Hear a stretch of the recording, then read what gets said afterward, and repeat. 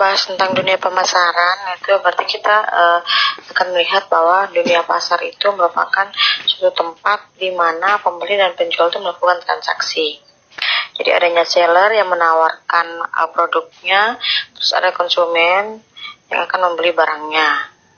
Nah, kalau andaikan kebutuhan si penjual dan pembeli ini sama atau sesuai dengan keadaan barang yang ada dengan harga yang normal, saat itulah terjadinya keseimbangan pasar.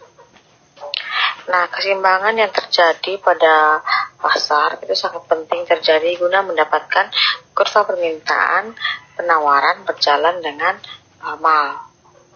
Jika terjadi keseimbangan, maka kurva yang ada pun tidak seimbang. Jika tidak terjadi keseimbangan, maksudnya maka kurva pun tidak seimbang. Harga dan permintaan pasar bisa menjadi terlalu naik atau bisa juga menjadi menurun drastis. Nah, konsumen dan produsen ini bereaksi terhadap memiliki reaksi yang berbeda terhadap perubahan harga. Jadi harga yang lebih tinggi cenderung mengurangi permintaan sambil mendorong penawaran, dan harga yang lebih rendah meningkatkan permintaan sambil mengecilkan pasokan. Jadi contoh-contoh sederhana saja, kalau kita di pasar misalnya beli kangkung, terus kemudian penjual dengan harga 3 ikat 10.000. Nah, kita akan menawar, bisa nggak kalau 5 ikat 10.000. Nah, itu di situ adanya penawaran atau permintaan. Nah, keseimbangan terjadi itu jika si penjual itu sepakat dengan harga yang ditawarkan atau jumlah yang ditawarkan oleh konsumen. Keseimbangan pasar itu bahasa lainnya adalah equilibrium. Jadi dalam bisnis dan ekonomi, matematika bisnis dan ekonomi itu kita bisa menyebutkan keseimbangan pasar dengan sebutan equilibrium. Jadi keseimbangan pasar adalah keadaan yang menunjukkan baik konsumen maupun produsen telah menyetujui harga suatu barang, yaitu harga yang konsumen bersedia membeli untuk sejumlah barang sama dengan harga yang produsen bersedia menjual untuk sejumlah barang tersebut. Untuk penggambaran kurva pun kita akan melihat seperti ini. Untuk keseimbangan pasar yang terjadi di mana harga equilibrium itu sama dengan jumlah barang equilibrium, baik yang diminta atau yang ditawarkan itu sama dengan harga yang diminta atau harga yang ditawarkan oleh produsen maupun konsumen. Contohnya, fungsi permintaan dan penawaran dari suatu barang ditunjukkan oleh persamaan berikut. Untuk permintaan, seperti yang sudah kita tonton pada video yang lalu, bahwa permintaan itu simbolnya adalah D, yang artinya demand. Jadi persamaannya adalah Q sama dengan 6 kurang 0,75P. Sedangkan S ini adalah supply atau penawaran dengan dengan persamaan Q sama dengan min 5 tambah 2P. Nah, pertanyaan adalah berapa harga dan jumlah keseimbangan pasar, dan berikutnya tunjukkan secara geometri atau keseimbangan pasar tersebut atau grafik ya, kurvanya. Nah, untuk syarat keseimbangan pasar itu kita sebut dengan persamaan demand itu harus sama dengan supply. Jadi D sama dengan S. Nah, persamaannya itu tadi kan Q sama dengan 6 kurang 0,75P dan penawarannya adalah min 5 tambah 2P. Sehingga saat QD atau jumlah barang yang ditawarkan dengan jumlah barang yang diminta itu sama, maka persamaannya akan menjadi 6 kurang 0,75P sama dengan min 5 tambah 2P. Ini 0,75P kurang pindah ruas yang persamaan yang parameternya P kita pindahkan ke sisi sebelah kiri biar sama, terus yang konstan kita pindahkan ke sisi sebelah kanan. Jadi yang positifnya 6 menjadi min 6 dan yang positif 2P menjadi min 2P. Kita dapatkan min 2,75P sama dengan min 11. Min 5 kurang 6 berarti min 11. P sama dengan min 11 dibagi min 2,75. Jadi dapatnya adalah 4. Nah, untuk memperoleh nilai Q, maka substitusikan nilai P sama dengan 4 ke dalam salah satu persamaan permintaan atau penawaran. Sehingga kita akan coba masukkan ke persamaan permintaan. Jadi Q sama dengan 6 kurang 0,75P. Di Jika P-nya 4, maka 6 kurang 0,75 kali 4 dapatnya 6 kurang 3, karena 0,75 dikali 4 dapatnya 3. 6 kurang 3 dapatnya 3, jadi Q-nya adalah 3. Jadi harga dan jumlah kuantitas keseimbangannya adalah 3, kuantitasnya 3 dan harganya 4, atau equilibrium 3,4. 3 dan 4 ya. Jadi koma di sini tulisan ini bukan mengartikan bahwa dia adalah desimal, melainkan 3 ini adalah Q dan 4 ini adalah P. Berarti equilibrium terjadi saat jumlah barang yang diminta maupun ditawarkan sebanyak 3 dengan harga dan yang diminta maupun ditawarkan sebanyak 4. Nah, berikutnya, bagaimana kalau kita menunjukkan ke kurvanya? Maka langkah pertama sama seperti video-video yang lalu, yaitu kita akan mencari untuk persamaan pertama ya, untuk persamaan permintaan. Jika P-nya 0, maka Q-nya adalah 6. Kenapa 6? Karena min 0,75 kali 0 itu hasilnya 0. Jadi 6 kurang 0 berarti 6. Jadi titik potong yang pertama adalah 6,0. Terus jika Q-nya sama dengan 0, maka titik potongnya adalah 0,8. Karena di sini Q-nya 0, berarti 0 sama dengan 6 kurang 0,75 P. Nah, ini yang parameternya P pindahkan ke sisi sebelah kiri, jadinya positif, yaitu 0,75 P sama dengan 6. P sama dengan 6 bagi 0,75 dapatnya ada 8. Jadi jika Q-nya 0 maka P-nya 8. Nah, untuk gambar kurva permintaan yaitu ini. Jika Q-nya 0 ini, jika Q-nya 0 maka P-nya adalah 8. Berarti titik potongnya adalah 0,8.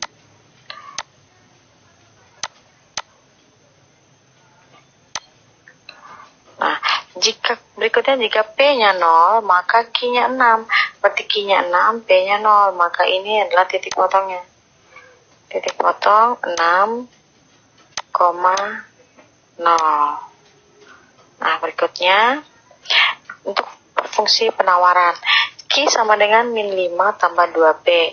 Nah, jika P-nya adalah 0, maka Q-nya adalah min 5. Berarti titik potong pertama yaitu min 5,0. Ya, min 5,0. Nih. Berikutnya, jika Q-nya 0, maka P-nya itu adalah 2,5. Dapat dari 0 sama dengan min 5 tambah 2P. Ini 2P ini dipindahkan ke sisi sebelah kiri, jadinya minus min 2P sama dengan min 5. Maka P sama dengan min 5 bagi min 2 sama dengan 2,5. Berarti titik potong berikutnya adalah 0,2,5. Berarti 0,2,5 di sini ya. Maka ini titik potongnya adalah 0,2,5. Ya, ini titik potongnya 2, di titik 2,5. Nah, titik berikutnya, karena ini masih ke min, kita bisa mencari titik-titik yang lain. Berarti sebenarnya banyak sekali titik-titik yang dilalui oleh kurva penawaran ini. Bisa saja jika Q-nya 1, jika Q-nya 2, Q-nya 3, Q-nya 4, Q-nya 5, dan seterusnya. Tapi keseimbangan pasarnya terjadi di sini, yaitu pada saat kuantitas yang diminta sebanyak 3 dan harga yang diminta maupun ditawarkan sebanyak 4. Dikenakan pemerintah atas penjualan suatu barang akan menyebabkan produsen menaikkan harga jual barang tersebut sebesar tarif pajak per unit, dan biasanya simbolnya itu dengan T, atau itu adalah tax. Dari pajak itu adalah tax. Jadi kalau dalam ekonomi dan bisnis matematika itu menyimbolkan pajak dengan simbol T, sehingga fungsi penawarannya akan berubah, yang pada akhirnya keseimbangan pasar juga akan berubah pula. Jadi kalau pemerintah menaikkan pajak itu maka akan mempengaruhi kurva penawaran saja, yaitu di mana kurva penawaran akan bergeser ke atas sebesar T atau sebesar pajak yang diberikan. Jadi secara matematis fungsi penawaran setelah pajak dapat dirumuskan sebagai berikut, yaitu P sama dengan fungsi Q ditambahkan dengan T. Kenapa? Karena biasanya itu akan mempengaruhi harga, sehingga persamaannya menjadi P sama dengan fungsi Q. Jadi kalau teman-teman menemukan persamaan Q sama dengan fungsi P, maka teman-teman harus merubahnya terdahulu untuk menjadi P fungsi Q. Kita juga bisa menghitung penerimaan pajak total oleh pemerintah. Nah, total penerimaan pajak yang diterima oleh pemerintah itu sebesar T besar sama dengan T kecil dikalikan dengan jumlah pajak dan diberikan dikalikan dengan jumlah kuantitas setelah adanya pajak. Dan untuk besarnya pajak juga kita bisa menghitung besarnya pajak yang ditanggung oleh konsumen, baik itu per unit maupun total pajak yang ditanggung konsumen. Dan kita juga bisa menghitung besarnya pajak yang ditanggung oleh produsen, baik itu secara per unit maupun secara total. Kita langsung ke contohnya. Kita akan mencoba untuk menghitung berapa harga dan jumlah keseimbangan pasarnya. Nah, contohnya untuk fungsi permintaan suatu produk ditunjukkan dengan persamaan P sama dengan 15 kurang Q, dan fungsi penawarannya adalah P sama dengan 0,5 Q tambah 3. Nah, bagaimana kondisinya sebelum dikenakan pajak? Nah, keseimbangan seperti yang sudah ketahui, keseimbangan itu adalah permintaan sama dengan penawaran. Jadi terjadinya keseimbangan pasar saat yang ditawarkan sama dengan yang diminta. Nah, jadi persamaan matematikanya adalah permintaan atau demand sama dengan supply, yaitu 15 kurang Q sama dengan 0,5 Q tambah 3. Pindah ruas 0,5 Q, sisi parameter Q dipindahkan ke sisi sebelah kiri sama dengan konstantanya 3 kurang 15, berarti min Q kurang 0,5 Q dapatnya min 1,5 Q sama dengan 3 kurang 15 dapatnya min 12. Jadi Q yang kita peroleh adalah 8. Kemudian substitusikan ke salah satu persamaan, baik persamaan permintaan maupun persamaan penawaran. Tapi di sini saya mencoba untuk persamaan permintaan. Jadi persamaan permintaan adalah P sama dengan 15 kurang Q. Sehingga 15 kurang Q-nya 8, berarti 15 kurang 8 dapatnya 7. Jadi kondisi equilibrium awalnya adalah 8,7, atau pada saat kuantitas yang diminta maupun ditawarkan sama dengan 8, dengan harga yang ditawarkan atau yang diminta sebanyak 7. Berikutnya, beberapa keseimbangan setelah pemerintah mengenakan pajak. Nah, pajak itu sekali lagi akan mempengaruhi penawaran.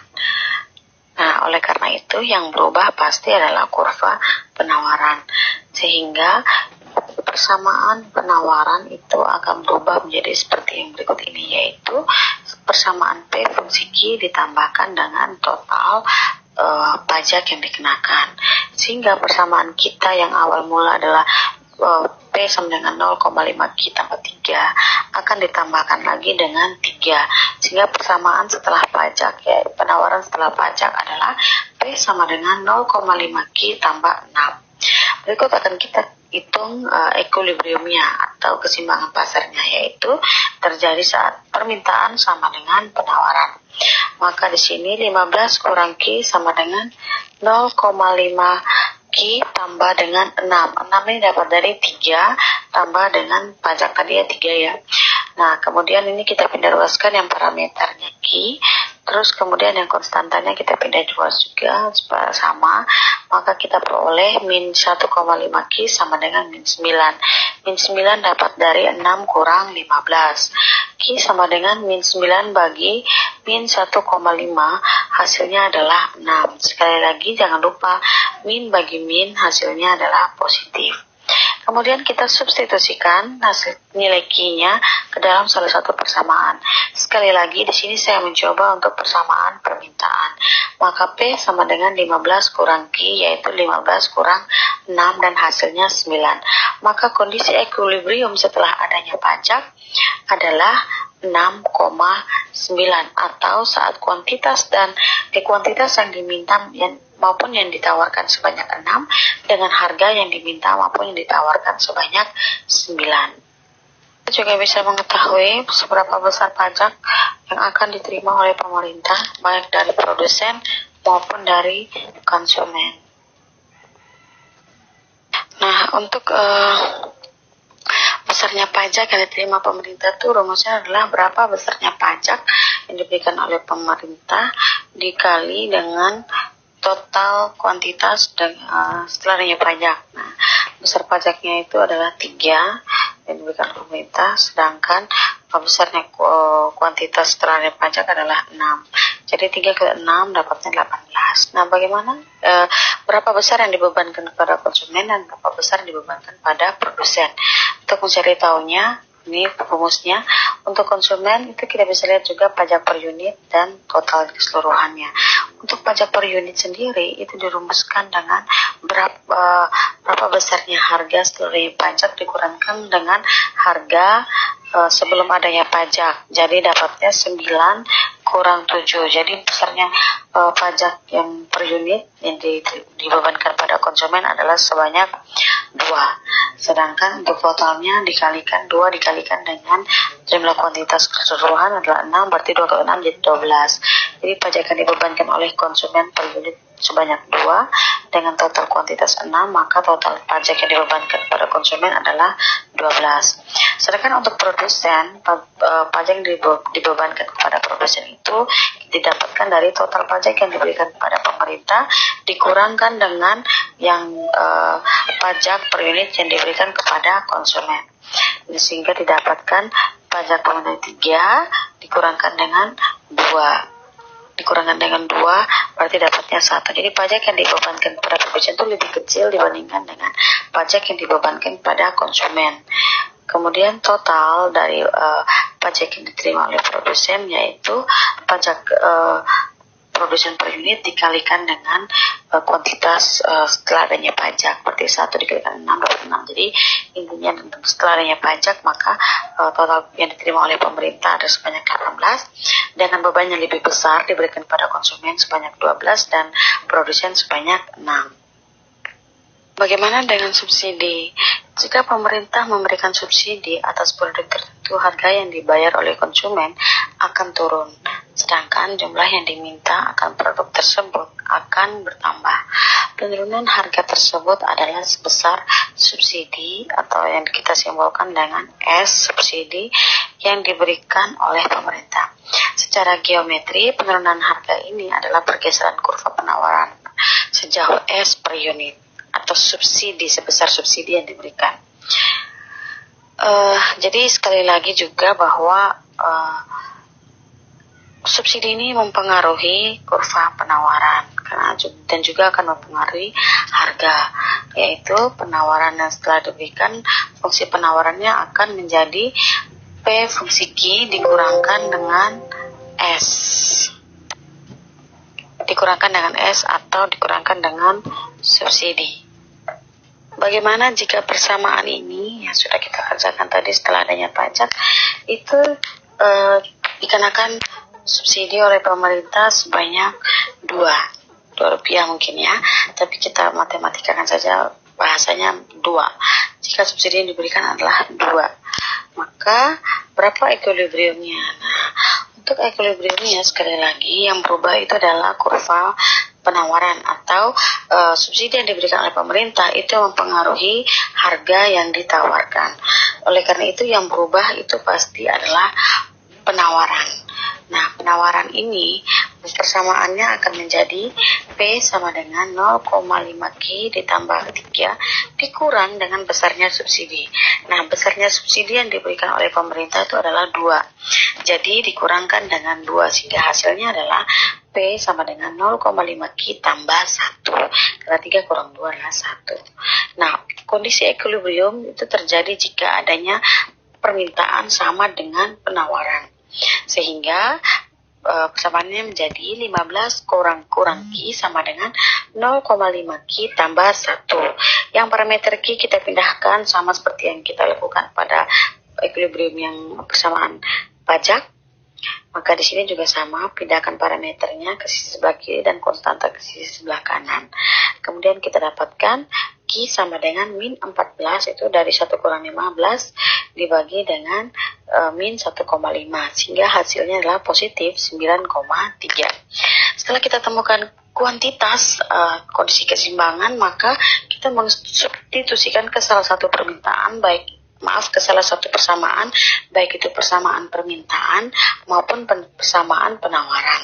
Nah, di sini saya akan mencoba untuk mensubstitusikan nilai Q keseimbangan pada harga atau persamaan dari permintaan. Jadi P sama dengan 15 Q, maka nilai P yang kita dapat adalah 5,7 dari 15 kurang 9,3, Q-nya 9,3. Jadi kondisi equilibrium setelah adanya subsidi itu terjadi jika jumlah kuantitas yang ditawarkan maupun diminta itu sebanyak 9,3 dan harga yang ditawarkan yang diminta sebanyak 5,7.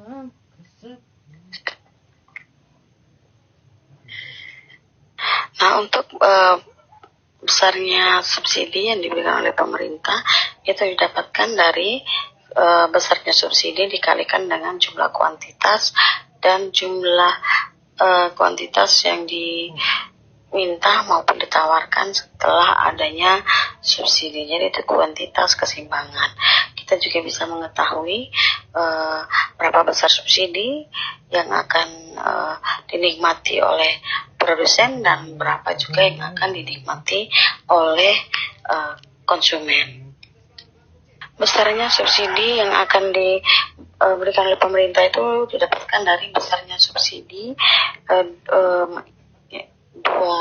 dikalikan dengan jumlah kuantitas setelah adanya keseimbangan pasar, setelah adanya subsidi itu 9,3, maka total yang akan diberikan oleh pemerintah adalah 18,6.